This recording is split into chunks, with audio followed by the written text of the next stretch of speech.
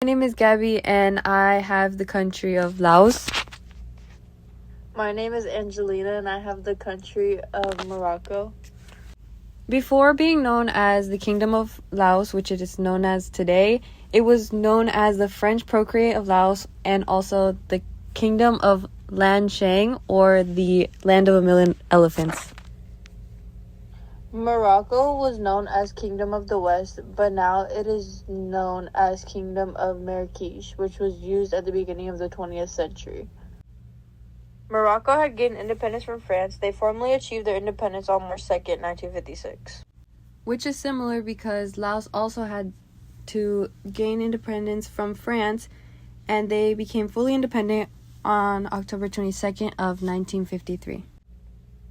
In 1912, France took most of control of Morocco and similar parts of Spain. In 1944, the Istiqlal Party asked for full independence. In 1953, the French exiled the Sultan, which made more people even more angry. After protests and pressure, the Sultan came back in 1955. Morocco finally became independent in 1956, first from France, then from Spain in stages. So Laos officially became under French Procreate from 1843 to 1845 before being under Japanese administration from 1945 to 1949 during World War II. Then in 1949 to 1954, they had limited autonomy in a semi-autonomous kind of relation within the French Union, so still underneath France. But then there was a lot of nationalistic movements between Laos and other places, and French began to give up on controlling them. So they had to back down, and the U.S. got involved.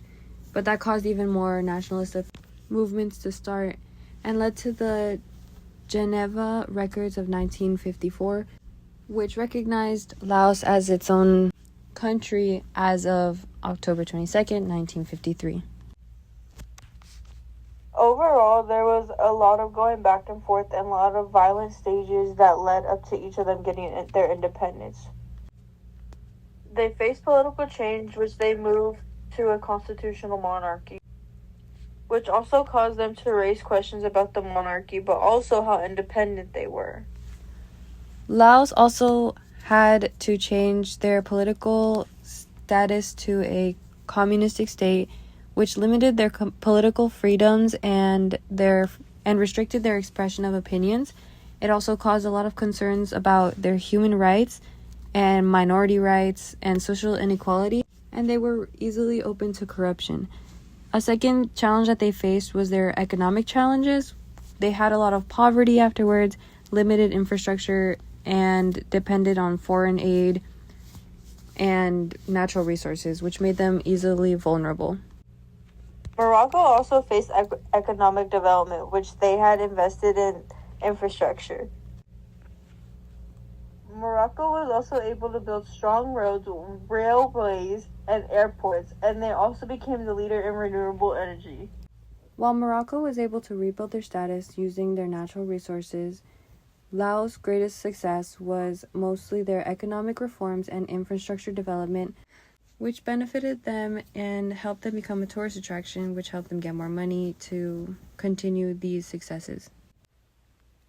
Both of those countries were impacted by militarism and nationalism. Both of those had impacted Morocco because they helped protect Morocco's borders and keep political order, but it also meant spending a lot on the army and staying in long-running conflict. Nationalism had united the people of Morocco, but also pushed for growth and progress, but most importantly helped protect the culture and keep traditions alive.